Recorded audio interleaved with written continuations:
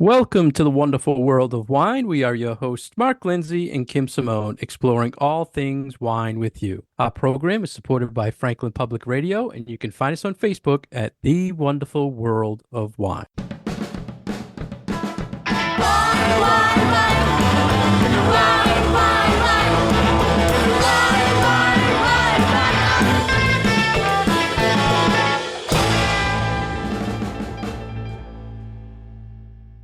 Hello again, everybody. Thank you for joining Kim and I today. How are you, Kim? Doing all right, Mark. How about you? Everything is great. We've had a lot of interviews lately, Kim, and we're trying to get back today on a lot of topics we found in the wine world and talk to the listeners of some things we found. Hopefully, we remember how to do this. I was thinking about it. I'm like, yeah, we're taking a break from the interviews, and I don't remember. I think the last time that we did just trending topics talking about general wine stuff was back after the new year. So It's been a yeah, we're while. taking a little break Yeah. this week. We've been lucky that people have reached out, and we always say the wine world is so small, and people gladly reaching out and want to tell their story to our listeners. So we oblige and schedule it, and we've been doing a lot of that. So Yeah, it's been great. today we're back. And we found something we hope the listeners will be interested in. This is a wine consumer survey by a company called YouGov. And I looked them up here. I think they're an international research group. And they had polled U.S. citizens for a survey, questions about wine. And I'm trying to see what they said. It was in March that they did this. The survey, they said, has a plus minus 4% error. The ages, interesting enough, were 18 plus, so not 21 plus. There was 18 plus. It was over 1,000 people. And they randomly asked these wine questions that we're always trying to find out what's trending out there. We want the listeners to know what's happening. So, for instance, the first thing they asked, which we feel is very important, how often do you drink wine? And 2% of the people surveyed said they drink it daily, and 38% said they never drink wine, and once a month was 6%. Anything stick out to you on that, Kim, besides being sad about the never drinking wine people? I actually think that that sort of trends with what we have always heard. We've always kind of had it as this sort of common knowledge that a third of the American population over the age of 21 doesn't drink any alcohol at all. So that tracks with that. 36% is a little more than a third of the population, but that's pretty much the same. I found some numbers that I thought were a little bit stranger as you dig more into the article. But yeah, I think having that number, and especially where they say 61% of US adults drink wine at least occasionally. It's like, okay, yep, that sounds pretty normal, but occasionally probably also counts as having a glass of wine at your niece's wedding. Yeah, I think that was one of the things, maybe something on special occasions. Yeah. I'm People glad were that they did asked. break out. Do you drink daily? Do you drink weekly? Do you drink monthly? That kind of information. I think that is more useful and more enlightening than, yes, I drink. No, I never drink. Or, yes, I drink sometimes. I like to have a little bit more of that detailed information. And so when people can break it down and be like, yeah, I have a couple glasses of wine a week, or I only have a couple glasses of wine a month, I feel like that is much more valuable information to us as wine people than this sort of vague, I drink wine occasionally kind of a comment. Yeah, very, very detailed survey. I wore out my printer printing out the actual report, but they break it down by gender. So each question, the frequency, they say if you said never, and then they broke that down by male, female. They broke it down by age group. They broke it down by race. They broke it down by political party. They Mm, broke it down by how they voted in 2020, and they broke it wow. down by income, and they broke it down by region. So That's great info. we don't want to talk about the politics because we're all about wine here. But So it's at some also only 1,000 people. yeah, yeah. So to But break that down, that small number of people, because 1,000 people in a survey is really not a lot of people, right, but a and lot of try to get into that information. real granular detail, yeah, there could be more room for error, I feel like, with such a small sample size. Yeah, again, they said 4% error in this survey. But for instance, that do you drink wine and never was 38%. Of that 38%, 48% of those were men that said they never drink wine, and 36% were female. And of the 38%, they were in the 18 to 20-year-old 20-year-old group. Oh, well, then of course they're not So, drinking. right.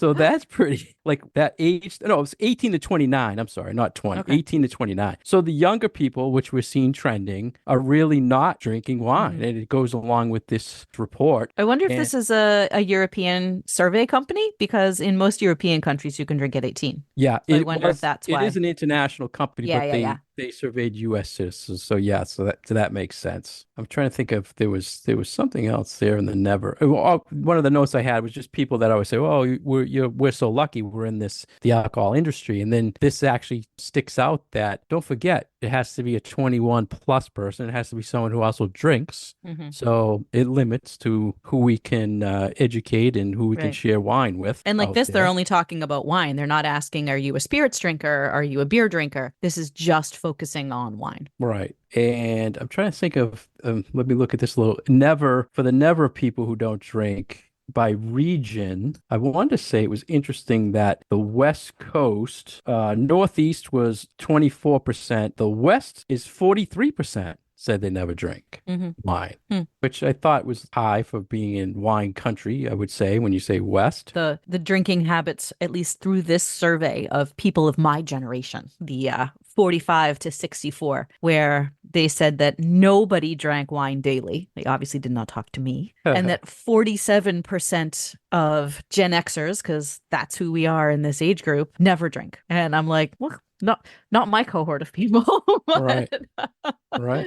so I thought that that was very interesting for an age group who probably right now, at the height of our salary kind of part in our working life. And often we see that when we talk about trends of who is buying wine, who is drinking wine, that it does tend to be associated with, well, who has the money to buy wine and to drink wine. And you would think it would be people kind of at the height of their careers and the height of their money-making years. And this seems to be contradicting that the group of us that are in our mid 40s up until about retirement age don't seem to be, at least according to this survey, which is interesting. Yeah, 47% of the people making under 48,000 a year said they don't drink wine, Hmm. That I get. which yeah, high. So, that was the how often do you That was drink wine? interesting. Yeah. Then they moved to something we just covered was health and wine. And they asked, is it healthy to drink wine? Is it beneficial? Is there no effect or is it bad if you drink wine? And 40% of the people said it is beneficial to your health to drink wine. 23% said there's no effect if you drank wine. And 11% said it's outright bad for you. What do you think That's of that? positive. I think that's very positive, frankly. But yeah, wine still does have this sort of mystique around it that there can be something beneficial. And we talk about this when when you bring up every week we hear a new positive and a new negative about wine in the media, and you can find conflicting studies. It is very confusing if you are just a casual consumer of wine and not, one of these crazy wine geeks like we are, to know what is what. So I think for a lot of people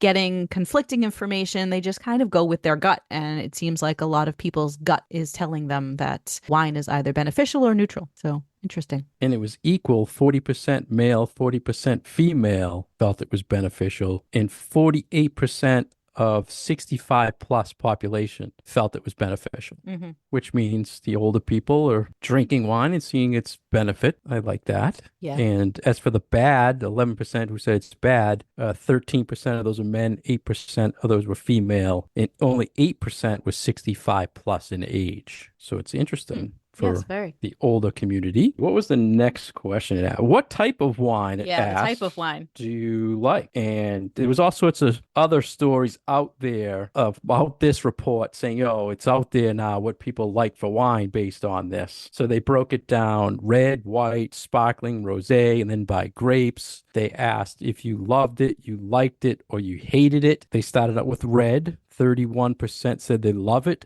Only 3% said they hate it. Of the love, 32% female, 31% male. Interesting. Hmm. Of the hate was 2% male, 5% female. So it seemed to be trending that women do not like the red wine. They As for don't like. white wine, I don't know. I'm yeah, looking at the color chart with this part of the survey, and it does seem to be pretty overwhelmingly positive. There's a little it- dislike, for there's a red little wine. hate for red wine. Yep. Yeah, yeah. Compared to white wine, they said 20% love, 3% hate. Of the love for white wine, which goes with the trend, 24% were female, 16% were male, which I see that trending. Women usually drink more white than red for some reason. Then you're probably getting sad, Kim, because you probably saw the sparkling numbers. Did you see the sparkling report? It was bigger than white.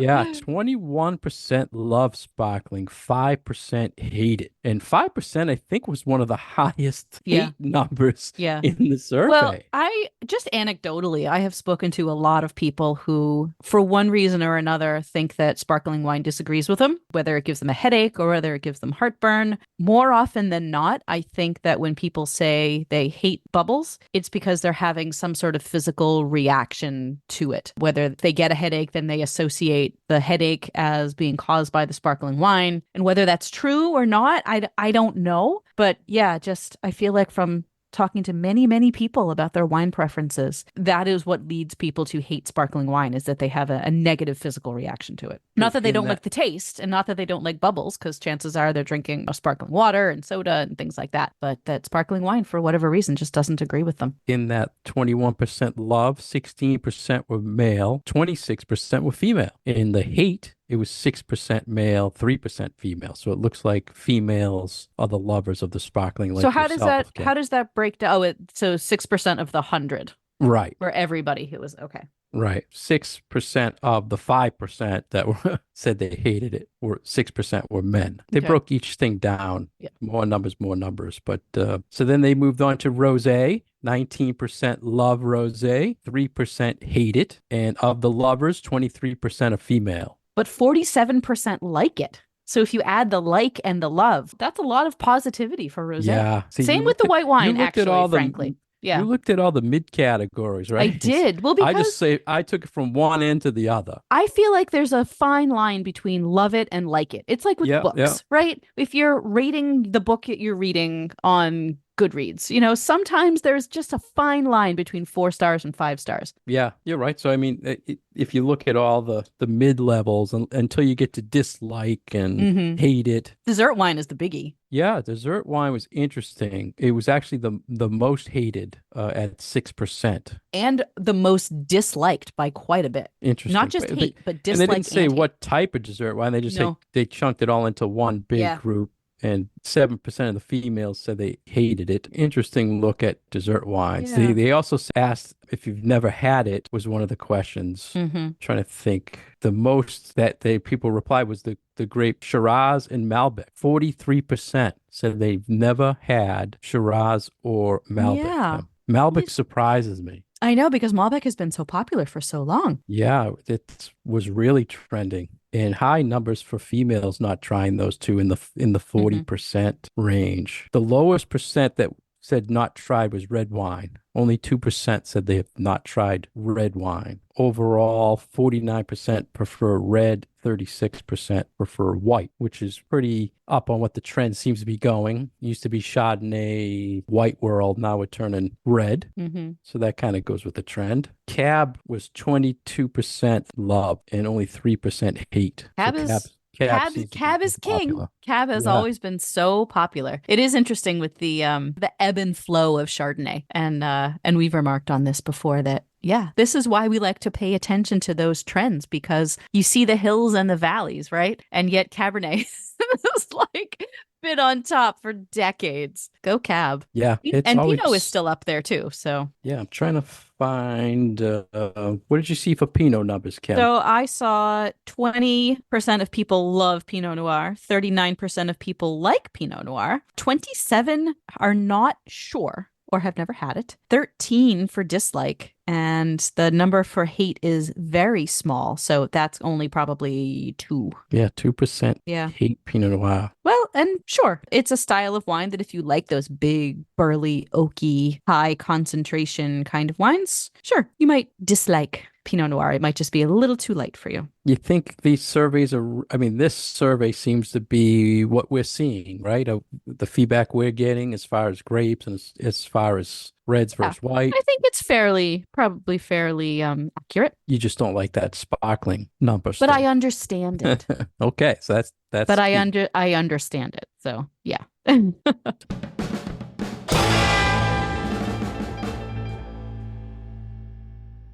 You're listening to The Wonderful World of Wine, and we are your hosts, Mark and Kim. You can find more information about Mark on his website, franklinliquors.com, and more information about myself and my classes at commonwealthwineschool.com. We are supported by Franklin Public Radio, and you can find our past episodes on SoundCloud and iTunes. Welcome back to The Wonderful World of Wine, everyone, and we are back talking about trending topics in the wine world, and we have a wine survey that we have been talking about from YouGov that looks at Americans' wine habits. And this is a very recent survey. It was done in the early spring of 2024, and we've talked about people's preferences, what type of wine they like to drink, how frequently they drink. And now we're going to talk about what people want to spend on a bottle of wine and what comfort level, I would say, for price category for wine. This one did not surprise me at all. This is Yeah, very, yeah. it was right in the range where you always say, Kim, to our That's listeners, right. that $20 price point $20 seemed a to be bottle. the most popular. Like 11 Mm-hmm. to $20, 45% of the people said Yep. is how much they would pay. That half of Americans are likely to say that price is the most important factor when buying wine. I would agree with that. I think that people have a general idea of a style or a type of wine that they want to buy, but that price within a category will be the deciding factor almost all the time. And 11 to 20 is probably, I would say, where that 90% of the brands you see on the most Mm-hmm. shelves are in, Mm-hmm. correct? For like a normal 750 milliliter size bottle. And this is an interesting comparison to some of the other surveys that we talk about that come out once a year that track sales data. And I know that we often see that category of like $6 to $10 or so, which has historically always been by volume a very, very big part of the market. And I was thinking when I was reading this article that I wonder where that falls into this type of a survey. You know what I'm talking about? Yeah. Those surveys that we see, and we always sort of question it because we're like, well, who is actually buying like lots and lots and lots of very inexpensive or jug style wines that are making this impact in the market? I don't know. I wonder if so much of it is being purchased for like, I don't know, restaurant cooking purposes or something like that. I really don't know. Yeah, they had a $10 or less is how much Category. you would pay, and that Uh-huh. was 13%, which was equal to the 21 to $30, which was 13%. So Okay. people are buying, 10 or less, and they're buying 21 to 30, second to buying 11 to $20 Yeah. bottles of wine. Yeah. And then they went up. The interesting thing I was looking at, Kim, how many people, you always hear, well, people will pay for over $100 bottle. Now, I would assume most of the time you go in a restaurant, a bottle is in that 100-point range, right? I mean, for a nice bottle that's $30 in retail is probably 100 in a Yeah. restaurant. Yep. And only 1% would pay more than $100 for a But bottle did of that wine. specify in a restaurant versus It in a doesn't retail break store? down any of these Yeah. retail versus restaurant, but It's it's so different, the Yeah. pricing at a restaurant versus at retail. So I think that is a mistake on their part as far as the surveyors, is that they should have specified whether I think we're just sort of taking it for granted that they're talking about retail. So we'll keep talking as Yeah, if we'll they're reference as they're retail. talking about retail.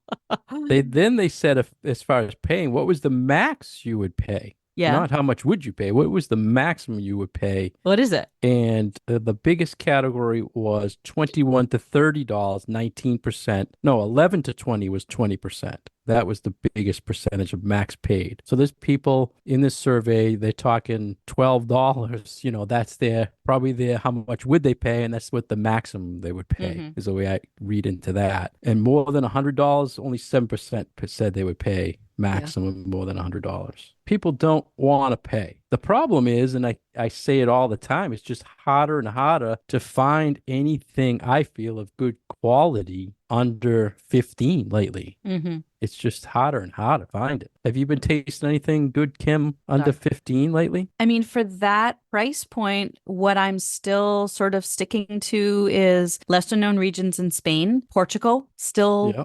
pretty big, but even places like, even just your run of the mill New Zealand Sauvignon Blanc now is kind of starting at Yeah. $15 a bottle, Yeah. unless it's like deeply, deeply discounted. So, Yeah. yeah, I totally agree with you. Yeah. Everything is seeing price increases, everything is seeing inflation, and wine prices are no exception. Isn't it interesting though? Those Spanish and Portuguese wines are still $10 or $12. They're still really yummy. Still, and still I great mean, quality. they've gone up a little bit. But Yeah, comparing but in those comparison $10 to a to, California $10 yeah, bottle, or a just bottle of Sancerre or a bottle of Chablis or even a bottle of now you're anything. talking the good And stuff. anything from Chianti, even those are pricier these days. So next, Kim, in the survey, what is important when purchasing wine? And a Mm. lot of people look at this for marketing to see where they should be when they're marketing a wine. And they basically ask, is it very important or not important? So price was the number one very important thing at Yep.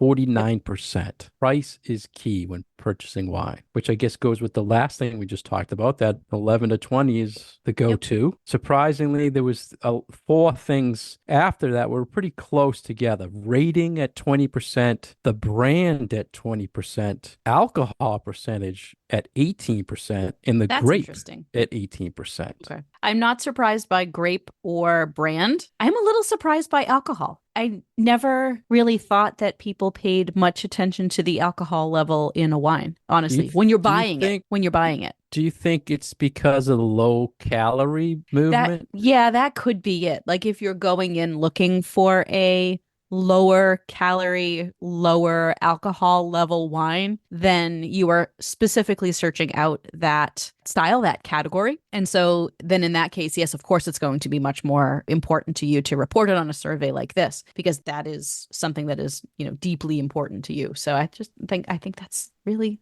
So that's kind of what I was but it's thinking. also making we hear about the trends of more people are looking for the, quote unquote healthier alternative, the lower alcohol, the lower carbs. And this is evidence pointing to the fact that yes, that information that we have been hearing in the market is actually true. So I guess on that hand, then it's like, oh, okay, we've been hearing for a while that this is what the customers want, and this is actually giving us data showing that yes, this is what the customers are saying. Interesting on this, Kim, is that 19% of those people were male and Mm. 18% were female. So pretty even. So yeah, so I would think it would be more Yeah. female. I never I don't really know. I don't see many men coming in asking for low-cal wine Yeah. versus female. Not saying anything bad about the female. Maybe they're buying Um, it for their ladies. yeah, I don't know, They're but doing the interesting shopping. numbers. And then the not important, the number one reason when purchasing a wine that's not important was design. I would assume of the label, 23%. The year is not important, Yeah. 21%. The region at 18%, Uh-huh.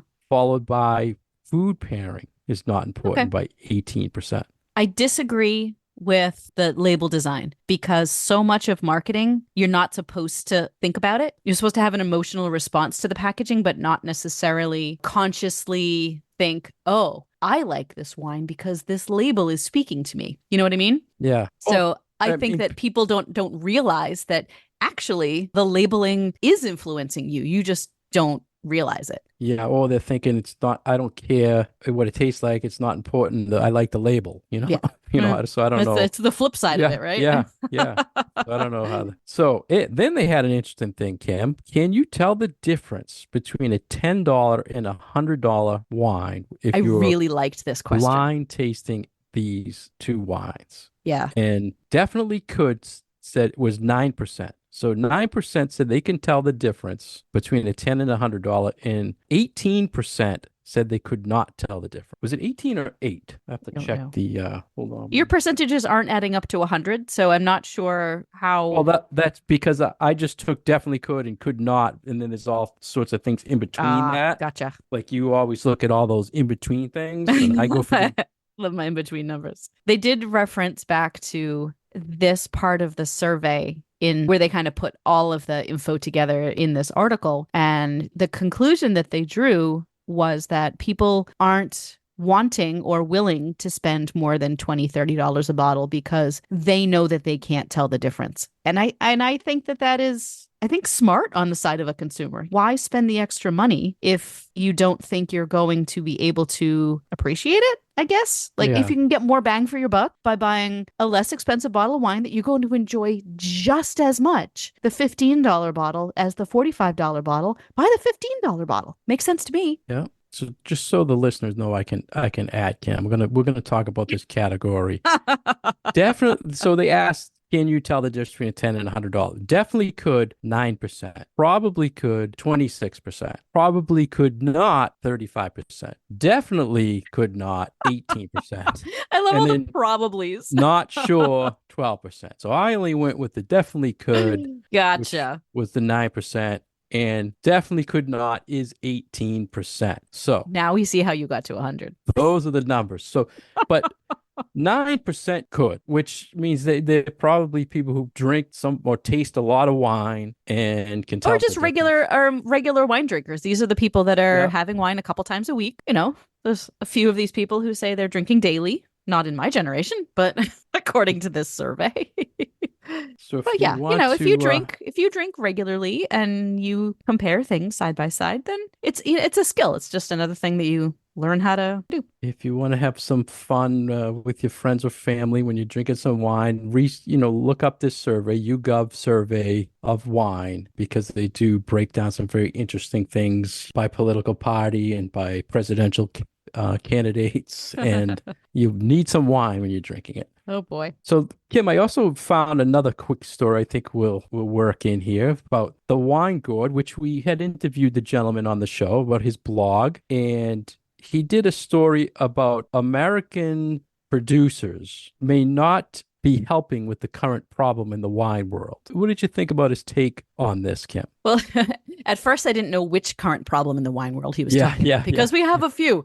So the problem that Dave Morrison is talking about in this article is about this so-called wine glut, that we have more wine in the market than we have consumers to drink it. And this is not a new problem. I feel like we have been dealing with this. Like, sometimes it's called a wine glut, sometimes it's a wine lake. That there's more wine out there than people are consuming. And it's not a US issue, it's a global issue. I actually think it's more of a European issue than it is an American issue. But his take and his blog looks always at the numbers behind wine and wine trends. So it's not about tasting wine. It's not about necessarily marketing or anything like that. It's looking at these facts and trying to draw some conclusion just based on the numbers. His take and the whole point for him writing this article is that if you have all of this excess wine in the wine market, what are you going to do with it? And some of it apparently is being bottled or packaged, we'll say packaged, in these sort of worldwide blends. And you can put a country of origin on a wine label. So if you see a wine label that is labeled as the wine is just American, that juice can come from anywhere in the United, up to 75% of it, but 25% of it can actually be from any other country. So he's saying that by having such, I would say, generous wine labeling laws as far as appellation in the United States, that we're contributing to the problem because we are allowing other countries to ship in some wine and then blend it with ours and then still just call it American. Was that your take of this article? Yeah, but Yeah. I think you're more being politically correct and being nice about it than I would Oh, really? be. Yeah. Yeah. Well, I was just well, trying to be concise in my description. no, no, you're very concise, but I'm gonna go, I'm gonna jump Bring it. all over this Bring because it, man. first you mentioned it's an EU issue, and the EU actually knows it's an issue, and their governments have been taking action by cutting down Yeah, rates of pulling up production. grapevines Right. and shutting So down vineyards and oh yeah, this they has been an they're actually ongoing thing. taking action in the EU because they know, hey, we got to cool it a little bit. We want to make sure we're putting out good quality here. But meanwhile, the US producers, like Dave was saying here, they're taking advantage of it and say, no, no, Mm. we'll take that bulk wine. Send it to us and we will put 25% of it in our wine. So now when I was recently doing wine label classes, one of the things we was showing Kim was a lot of these labels now are not saying California, they're Yeah. saying American. America. Or they're saying America, they're saying USA, right? And that means only 75% is actually US grapes, not even a state. Can be anywhere in the United States. So what he's kind of saying here is these bigger producers in the US are kind of not really being nice about this and they're taking advantage of it is the way I kind of looked They're not at it. being team players. Right, right. Yeah. And then a follow up on that, which I never knew, was that they actually get a little tax break if they do it that way. Did you Really? follow that, Kim, at all? No, I didn't know that So at all. there was another blog by the Lodi wine growers, Okay. and they were saying that the bigger brands are exploiting. The story was the dirty secret in California that no one is talking about. I saw a reference to this article. Yeah. They said 68 million gallons of bulk wine is being imported into California in 2022, which is 399,000 tons. It's a And lot of wine. 400,000 tons of grapes were left on the vine in California that no Ooh. one bought. So this is their California growers are saying, okay, big California producers, we have the grapes here. Mm-hmm. Why are you importing? And then they mentioned this the federal government refunds customs duty taxes. So the highest bulk wine importers are those top big 5, 6, 7 brands. I won't say Mm-hmm. five because I know you get mad at me. And they are the ones who are importing all this European bulk juice to blend in to make their brands. Huh. No wonder the folks in Lodi are pissed. Yeah. And that's what it was an excellent article following up with his article. I think the big thing for our listeners, take a look because you probably have not noticed. You might have a brand, and it's big with like Beringer, it's big with Barefoot, where Beringer was very big. It would say California Cab, it would say California Merlot. Now, if you look, it doesn't even say it on the front anymore. If you flip it over on Yeah. the back, For a it'll few say years, it hasn't. yeah, it'll either say American or it's going to say Chile now or something else where they're 100% sourcing from other countries. So just something we thought the listeners should hear is going on in the wine world. Mm-hmm. So did you think I wasn't as political as you, Kim? No, I appreciate your straight talk. I really do. Yeah, I just I was trying to look at those numbers just as a reference to people, Kim, on the label. If you see like the state or the county minimum 75% has to come from that state. So if you see California, it has to be 75% California. Mm-hmm. It can be 25% any other state. But if it has the country, it can be 25% from anywhere else. But I think that's just for the US. If it says America, Yeah. right. Yeah. It's not for like if it says product of France on it, it will be, I think that Yeah, has to be yeah, 100% just the France. Yeah. US So we're just this is talking just about US the US the here. US wine Yep. label. Yep. Yep. So be aware. We still have a lot of wine out there, and it leads to, like you were saying earlier, Kim, with the Spanish and the Portuguese, there's still a lot of great wines being imported, and more reason to seek those out when things like this are happening with the American wines in the lower price points. For me, Mm-hmm. the views of Mark of his own and not of Kim's or the show, right? Mark the wine guy. Well, that's my disclaimer.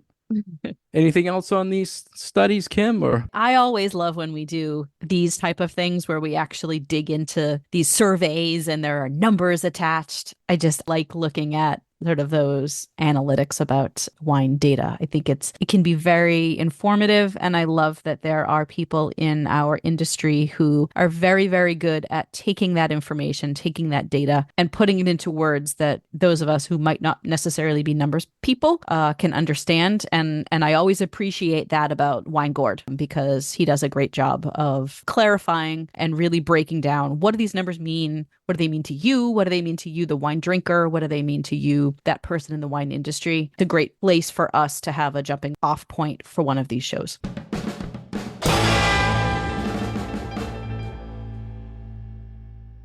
Thank you for listening to The Wonderful World of Wine. We've been your hosts, Mark, Lenzi, and Kim Simone, exploring all things wine with you. If you'd like more information about Kim, go to her website, commonwealthwineschool.com. For more information about myself, please go to franklinliquors.com. You can find our past episodes on SoundCloud or iTunes. If you want to reach out or follow any of these articles, you'll find them on Facebook at The Wonderful World of Wine. And our program is supported by Franklin Public Radio. Cheers. Why,